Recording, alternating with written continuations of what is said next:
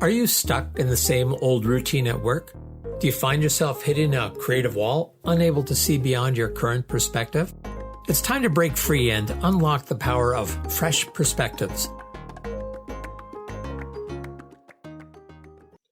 Well, David Gouthro back here with Discover Fresh Perspectives. And today I have the pleasure of having a conversation with Marion Grobb Finkelstein. So welcome, Marion. And, when you said one of the things you're passionate about was about something around small, but maybe you could just first give us a little bit of an idea of what your work is like so we have a context to listen to this into. Sure, absolutely. First of all, I'm really happy to be here, David. Always great to chat with you. And my business is called MarionSpeaks.com. And it's because Marion speaks at conferences and at coaching and in person and virtually. And my topic of conversation typically is about leadership communication. So I really help leaders connect with clients, colleagues, bosses, employees. And I also do the personality thing, meaning I'm certified in personality. I just don't slap together 12 questions and say I do that personality thing. I've heard some colleagues say they do that. But I find that really plays a lot in how we communicate as well.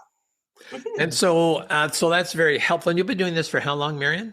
Oh, a long time. I've had my own business for over 20 years. And I ran it part-time while I was working the corporate business. I'm a former director of communication in federal institutions. So I worked at Transport Canada when Transport owned all the airports. So I worked in airports marketing and conducted a week-long airports marketing course for all the airport managers across Canada and such. And then I went to museums and I was in Ottawa and I worked at the national museums there and did the promotion and communications, media relations, AV, all that stuff. And then I moved from there to the Morale and Welfare Support Agency that supported Canadian Force members and their families. Oh, wow. And wrote national policies on sponsorships and donations and conducted media relations training and did all that sort of thing. So when I talk to my clients about communications, I speak both from the one-to-one communication viewpoint and also communicating with the masses too, because honestly, the principles are the same. Companies are made up of people. We're all individuals. So speaking to the individuals in a company, whether that's your group of employees or your colleagues or whoever the group is, you're speaking to individuals. So I just did a quick calculation, and to do all those things, you've been working for 147 years, I figured. Yeah, that's right. It's, my skin looks this way because it's oil of Olay. I eat it. Oh. So those they don't even call it oil of Olay anymore. That's how old I am. Actually, it's interesting, David, when you talk about the number of years I've been doing this. I guess when I think in decades, I have about 40 years experience in doing what I do every single day. But the interesting thing, seeing as I speak about leadership communication, is I apply these principles every single day in my personal life. My husband doesn't know it, but he's my petri dish. I try out these techniques with him. Yeah, and it's good that you're subtle on that, because I know that some people, their spouse will say, don't try that stuff on me. So you have to be so good, so it's just so natural they don't even realize you're doing something to them rather than with them or for them. Yeah, there you go.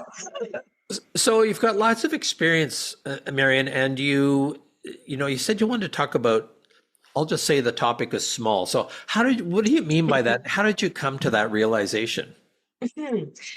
Well, I wanted to speak to you and to your listeners about think small. And the reason why is because, all us business people and as individuals, we're on social media. We're on Facebook and LinkedIn and whatever, TikTok, and oh my gosh, all of them.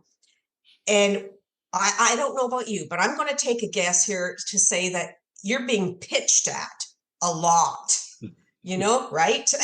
Yeah, we're all nodding our heads. Oh, can't stand that. When somebody doesn't even know me, they reach out to me. You think it's they want to get to know you. And the next thing is, do you want to build your business, increase your sales, increase your exposure, blah, blah, blah. And I'm thinking, you don't even know me.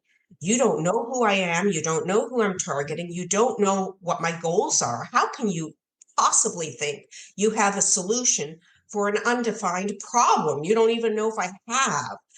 You don't know if the fit is there. So when I say think small, really what I'm thinking is instead of thinking about growing everything bigger, growing the confusion, growing the chaos, growing the business, okay, that's good for some people growing. They're in the growth stage, but it doesn't work for everybody. And I'll tell you the two stages of life and product development where it really, you want to think small.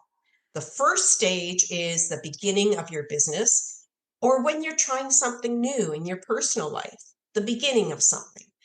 The second stage, when you really want to think small, is when you're winding down, when you're starting to slow down a little bit, when you're starting to divest yourself of some of the things that you've invested in for years, perhaps decades. And honestly, I'm sort of at that phase where I have been on the go, go, go, go, go for decades. I really am in the wind down stage. I want to connect with people who want to wind down and want to take life a little slower, to appreciate things like, David, I see your posts on Facebook and I always delight. I know I'm going to smile when I see them, but you do that quite naturally. You notice the little things in life. You come from a place of appreciation and an attitude of gratitude. And that's why I'm drawn to you as a colleague and a friend. Like that's how I relate to you, because you appreciate the small things. And that's really what I mean by think small. So how do we're surrounded by this incredibly competitive economy that's about bigger, faster, better, all those kinds of things, and it's almost like there's a manic fear about if I don't go crazy, I'm not going to do well. And I'm interpreting what you're saying is that you can do small. Do small, be small, but still do well. It's not about compromising on quality and things like that. In fact, it sounds like it's probably has the opposite effect, that actually increases the quality when you think small. Exactly. And it's that fear of missing out, that FOMO thing, I've got to do it all. I've got to try everything. No, you don't. You can think small. You don't have to have a huge list. The size of your list doesn't really matter. What matters is what are you doing with that list? Like a delightful thing has happened in my business. I'll share it with you right now. And this is an example of think small. Is as professional speakers, we often, and trainers and keynote speakers and such, or whatever your business is, we often think, oh gee, we have to have huge lists and we have to do things with a big audience. We have to reach out to a lot of people. But really, interestingly, the part of my business that's actually growing right now is coaching, Mm. because people want to talk one on one. We miss that human connection. We miss that think small in terms of how many people you need to connect with. So it's not necessarily the width of how many people you're broad with, your broadband or whatever the term is. It's the depth. It's narrow casting and really going in deep, diving deep with those connections that you currently have. I think it's all about connecting the dots and making really deep, profound connections. And that's what my coaching exemplifies, that how people are reaching out for one-to-one coaching. And the interesting thing about that too is some of it is on a professional basis, and some people are investing their own money, not their company's money, their own money, because they recognize that some of the principles, communication principles that we're talking about and personality differences and such affect their personal relationships as well. And the word relationship, like that, seems to be a thread that's been running through a lot of what you've been saying. And, you referred back to things like LinkedIn, Facebook, all that sort of stuff, where it's, business first. So forget about the relationship. And I've had it with, I get so many people calling up to help me improve my Google analytics, and so that more people find me. I say people don't find me on Google anyhow. And then there's ones from Rogers that are trying to we've got this great plan, and I've gotten to the point sometimes where maybe I'm a little bit cranky, and I just say, because they say, "Is this the owner of the business?" Yes. Oh, we have this. I say, "Stop. Just be quiet for a minute. You haven't even stopped to ask if I have time for this conversation. My job is not to coach you, but I can tell you if you just start in with me or probably anyone else with your business without getting to know me, I'm hanging up." Right? But that relationship is so, so important. As you say, fewer and deeper is much better than, barely anything and broad. Exactly. And the whole concept of thinking small also applies to if you're initiating something. Like, as you're chatting, I'm thinking about people who are, you know, I, I get what you're saying 100%, David. Boy, when these people call and they have no idea who you are and they're trying to pitch to you, pitch, pitch, pitch, that's all you do. Like stop with the pitching. And in terms of thinking small, another area that I think this really applies in is when you're launching something or you're just dipping your toe into something, you want to give it a try. Here's an example. I'm in Florida right now. I'm a snowbird. Don't hate me, okay? If it's any consolation, it's raining here today, okay? Oh, So, I feel better already. and one thing that I've wanted to do while I'm here is, the beauty is we have virtual connections, so we can do exactly what we're doing here. It doesn't matter where you are. But the thing small is I've wanted to do a stretching class for ages. And why? Because I have rheumatoid arthritis and I need to stretch. I need to stretch. I really believe that all volunteering really stems from you're getting something out of it. Yeah. Yes, okay, it's kind of altruistic, but I don't really believe in altruism. I believe there's always something in when you volunteer, you're getting rewards. And so for me, now this is kind of exciting. This week, i.e., in 2 days, I am going to be having my very first stretch class. So here's an idea of think small. I said to the amenity center, I booked the room, and I said, how many people? Let's cap it at 20 people. And I'm just going to throw it out there, see if anybody's interested. And we had over 60 women. It's a ladies stretch class, a women's stretch class. We had over 60 women who expressed interest, but the room won't accommodate. So we capped it at about 20, 25. Wow. And I also put the think small on the time frame of I didn't want to do it now till the end of March when I'm leaving. I wanted some time for Marion. So I did it from now till the about 6 weeks down the road. So that's a chewable bite. So if you're thinking of starting something, of doing some passion project that you've always wanted to, and maybe it's for yourself, like my stretching class, that others could benefit from it as well, do it, but do it not a but, and do it in a small way just to test your water. Dip your toe in the water and see, does it work for you? Does it work for others? Do you want to continue? So think small is a great way to launch something.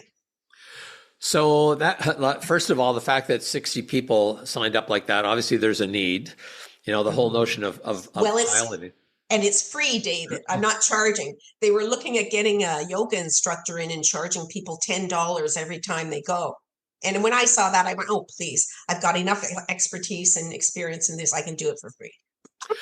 Wow. And that's, it's nice to be doing something that you're passionate about as well. So you're not doing it for the money, you're doing it for the value that you get as well as the value you give. Mm-hmm, indeed. Now, you also talked about, a lot of the things that you talked about thinking small. How does that apply to relationships, for example?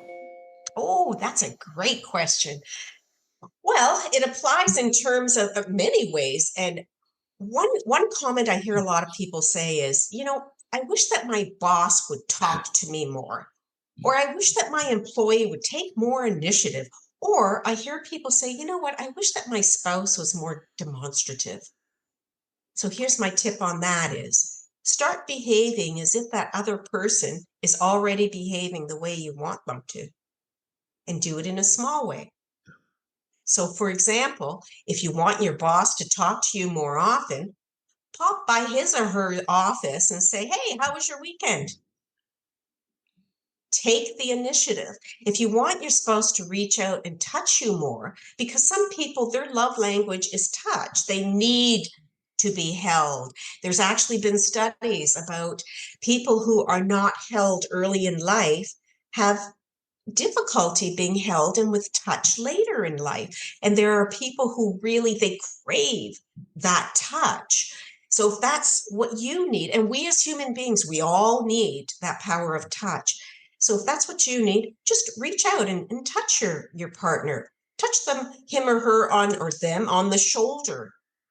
Like reach out and just touch their hand. And it doesn't need to be in a big, dramatic, romantic gesture type thing. Do it in a small way, because that's just on the line, just past that comfort zone.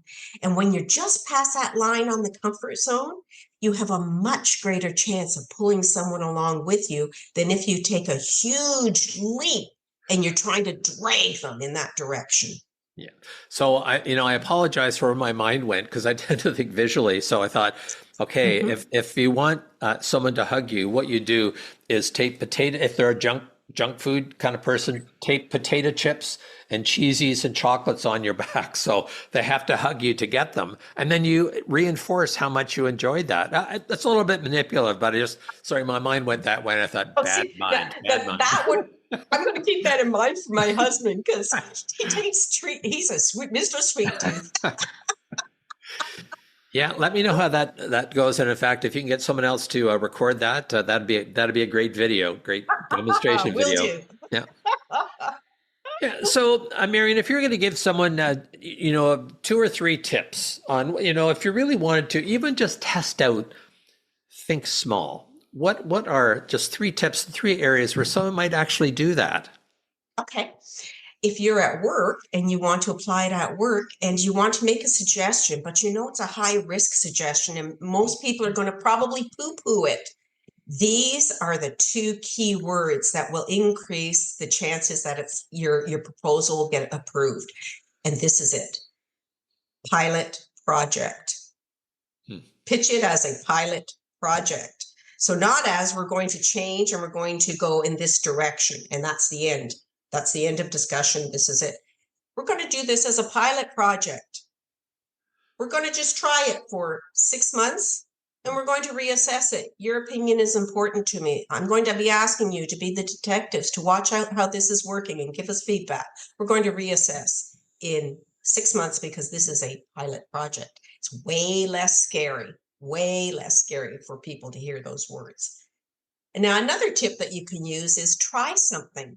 Try something new. Try something that you've been wanting to do, like my stretch class, or try singing, try karaoke. Oh boy, I did karaoke the other night. The first 2 I did with friends and it wasn't bad. The third one I tried to do Aretha Franklin, Chain of Fools.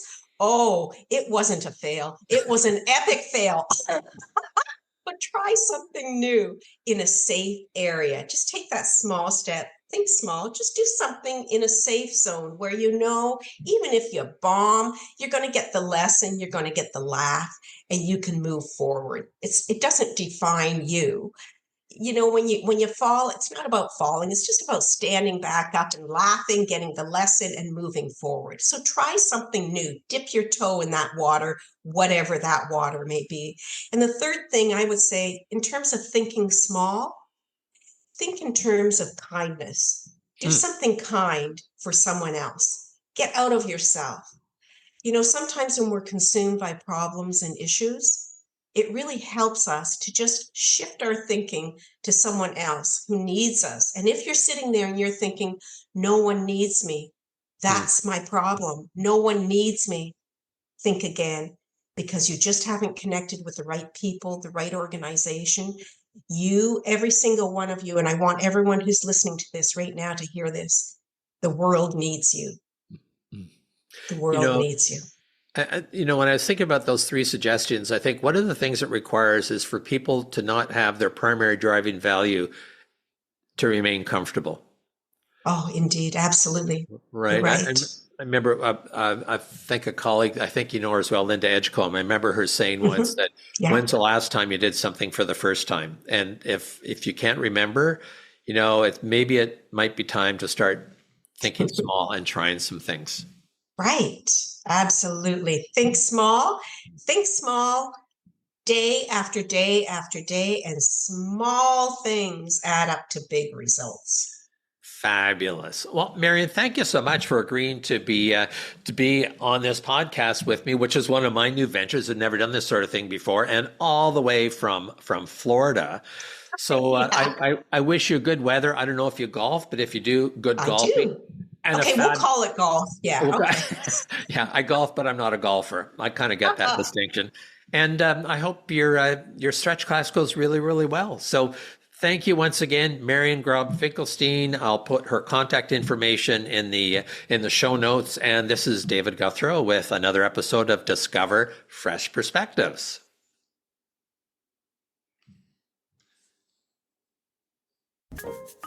Subscribe now, because on Fresh Perspectives, every episode is an opportunity to explore new horizons and redefine what's achievable.